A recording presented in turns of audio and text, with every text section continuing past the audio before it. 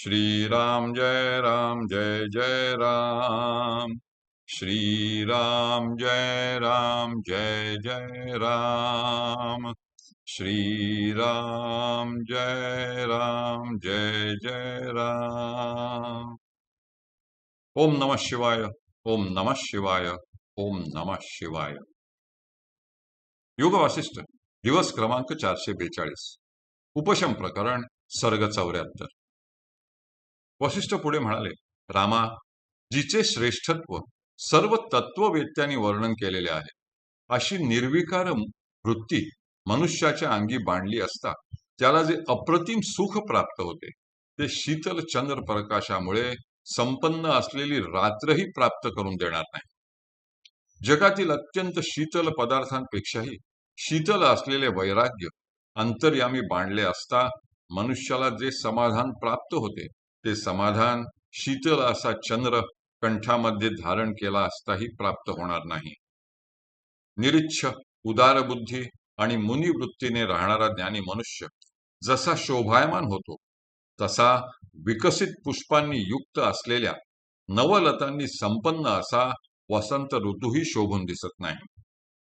निरीच्छ वृत्तीपासून जे अनिर्वचनीय सुख प्राप्त होते ते सुख हिमालयावर वास केल्याने, मोत्यांचे कंठे गळ्यात घातल्याने, रंभादी देवांगनांबरोबर नानाविध विलास भोगल्याने, अंगाला चंदनाची शीतल उटी लावल्याने किंवा प्रत्यक्ष चंद्रमंडलामध्ये निवास केल्यानेही प्राप्त होणे शक्य नाही.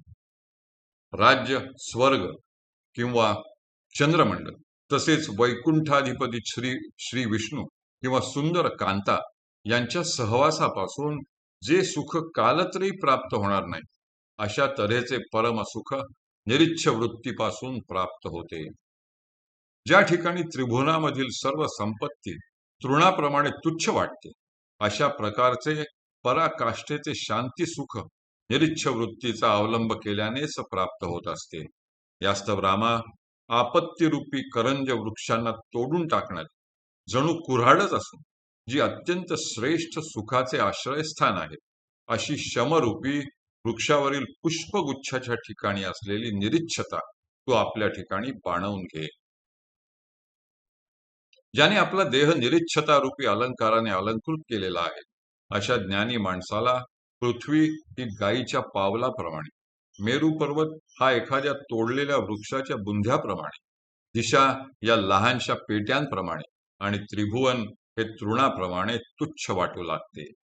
लौकिक आणि शास्त्रीय दान, धनाधिकांचा स्वीकार, द्रव्याधिकांचा संग्रह करून ठेवणे, पैशाचा व्यय करून आपल्या कुटुंबातील मंडळींच्या हौशी पुरविणे, वस्त्रालंकार आदी वस्तूंचा संचय करून ठेवणे इत्यादी जगात चाललेल्या क्रिया पाहून निरीच्छ वृत्तीने संपन्न अशा श्रेष्ठ तत्ववेत्यांना हसू येते.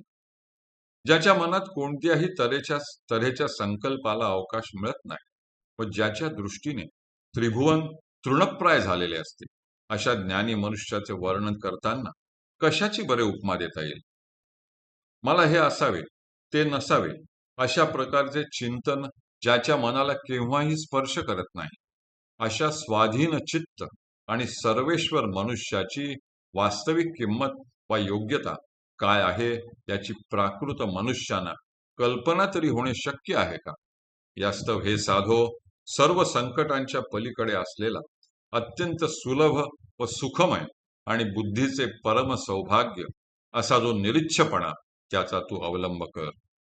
रामा, तुझ्या ठिकाणी कोणत्याही तऱ्हेच्या आशा नाहीत व आशांचा आणि तुझा कोणत्याही तऱ्हेचा संबंध नाही.